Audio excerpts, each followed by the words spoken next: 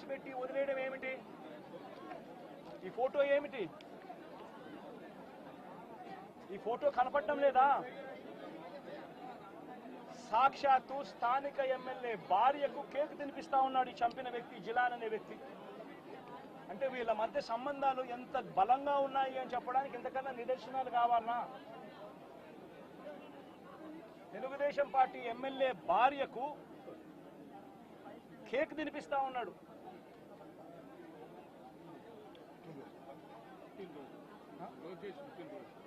లోకేష్ పుట్టినరోజు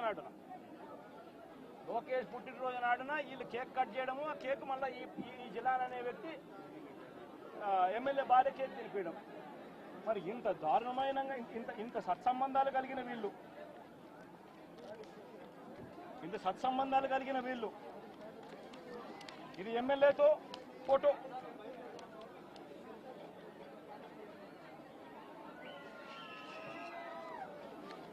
ఈ అయూబ్ ఖాన్ తో ఫోటోలు ఇవన్నీ.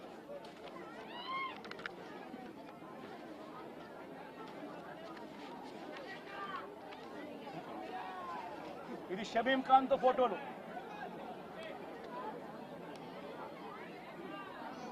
మరి వీళ్ళెవరు కేసులో ఎందుకు లేరు? వీళ్ళందరి మీద కేసు ఎందుకు పెట్టలేదు? ఇంతకన్నా అన్యాయం ఎక్కడైనా ఉంటుందా? ఇంతటితో ఆగిపోవడం లేదు.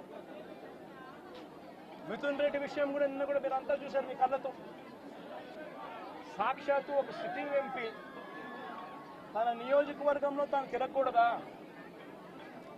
పుంగనూరు అనేది తన నియోజకవర్గం, తన పార్లమెంట్ సెగ్మెంట్ లో ఒక నియోజకవర్గం పుంగనూరు. ఆ పుంగనూరుకు ఎమ్మెల్యే వాళ్ళ నాయన పెద్దిరెడ్డి రామచంద్రారెడ్డి. ఆ నియోజకవర్గంలో తాను రెడ్డెప్ప అని చిత్తూరుకు సంబంధించిన ఎక్స్ఎంపీ, ఆయన కూడా పుంగనూరులో నివాసుడు. ఆయన ఇంట్లో కూర్చొని ఉంటే ఏకంగా ఇంటిని దిగ్బంధం చేసి, ఇంటి మీద రాళ్లు వేసి, కారును ధ్వంసం చేసి, రెడ్డెప్ప కారును కాల్చేసి, పోలీసుల సమక్షంలోనే ఇవన్నీ జరుగుతూ ఉన్నాయి అని అంటే ఇంతకన్నా దారుణంగా లా అండ్ ఆర్డర్ పరిస్థితి, ఇంతకన్నా దారుణంగా దిగజారిపోయిన పరిస్థితి ఎక్కడైనా కనిపిస్తుందా? దొంగ కేసులు పెడతా ఉన్నారు, పోలీసులు ప్రేక్షక పాత్రగా పోషించే కార్యక్రమం చేయిస్తా ఉన్నారు. చివరికి ఏ స్థాయిలోకి లా అండ్ ఆర్డర్ వెళ్ళిపోతా ఉంది అని అంటే లా అండ్ ఆర్డర్ గురించి పట్టించుకునే పరిస్థితిలో పోలీసులు ఎవ్వరూ లేరు. లా అండ్ ఆర్డర్ ఏ స్థాయిలో వెళ్ళిపోతా ఉందనంటే చివరికి అమ్మాయిల మీద అత్యాచారాలు జరుగుతూ ఉన్నాయి, పోలీసులు ఎవరు పట్టించుకోవడం లేదు. అగత్యాలు జరుగుతూ ఉన్నా కూడా ఎవరు పోలీసులు పట్టించుకోవడం లేదు. పట్టించుకోవాల్సిన అవసరం ఏముంది? చంద్రబాబు నాయుడు పట్టించుకోవద్దని చెప్తా ఉన్నాడు కదా అని చెప్పి వదిలేసిన పరిస్థితులు. నేను అడుగుతా ఉన్నా, ఇదే గతంలో వైఎస్ఆర్సీపీ ప్రభుత్వం ఉన్నప్పుడు ఏ రోజు కూడా తెలుగుదేశం పార్టీ వాళ్ళని చంపండి, తెలుగుదేశం పార్టీ వాళ్ళని కొట్టండి, తెలుగుదేశం లబ్ధిదారులకు మేలు చేయకుండా వదిలేయండి అని ఏ రోజు ఇన్స్ట్రక్షన్స్ ఇవ్వలేదు. ప్రతి అక్క చెల్లెమ్మ కూడా బయటికి పోతే తన ఫోన్లో దిశ యాప్ ఉండేది. ఆపదలో ఉంటే 5 సార్లు ఫోన్ షేక్ చేసినా లేదా SOS బటన్ నొక్కితే చాలు పోలీసులు వెంటనే వచ్చి అక్క ఏమైంది అని చెప్పి తోడుగా ఉండే పరిస్థితులు గతం.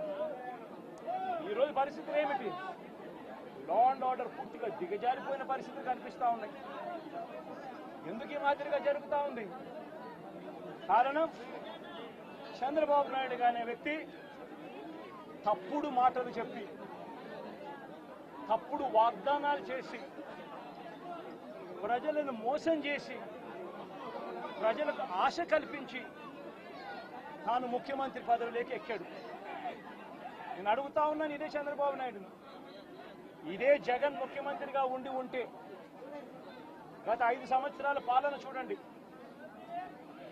ప్రతి క్వార్టరు ఆ 3 నెలలు అయిపోయిన వెంటనే విద్యా దీవెన మరుసటి క్వార్టర్లో వచ్చేది.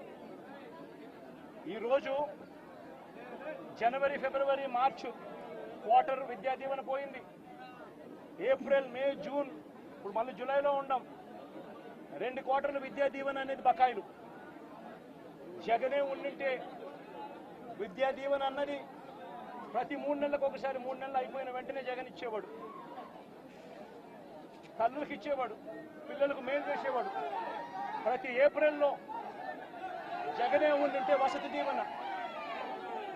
వసతి దీవెన ప్రతి ఏప్రిల్లో ఒక ఇన్స్టాల్మెంట్, వసతి దీవెనకు సంబంధించిన ఒక ఇన్స్టాల్మెంట్ ప్రతి తల్లి ఖాతాలోనూ పడి ఉండేది. జగనే ఉండింటే ఈ పాటికే రైతు భరోసా రైతన్నలకు వచ్చి ఉండేది. ప్రతి సంవత్సరం జగన్ జూన్లో రైతు భరోసా అమౌంట్ ప్రతి రైతుకు క్యాలెండర్ పెట్టి మరీ ఇచ్చాడు. జగనే ఉండింటే అమ్మఒడి డబ్బులు ఈ పాటికి తల్లులకు వచ్చి ఉండేటివి.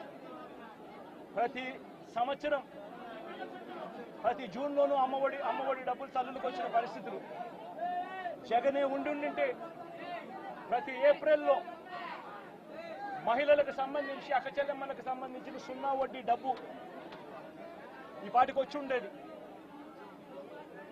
జగనే ఉండింటే మత్స్యకార భరోసా అన్నది ప్రతి ఏప్రిల్ 15 నుంచి జూన్ 15 మధ్యలో క్రమం తప్పకుండా జగన్ మత్స్యకారులకు తోడుగా ఉంటూ మత్స్యకార భరోసా ఇచ్చాడు. నేను అడుగుతా ఉన్నా, ఈరోజు వైఎస్ఆర్ కాంగ్రెస్ పార్టీ లేకపోవడం, చంద్రబాబు నాయుడు చెప్పిన అబద్ధపు మాటలతో ఈరోజు ప్రతి అక్క చెల్లెమ్మ ఎదురు చూస్తూ ఉంది.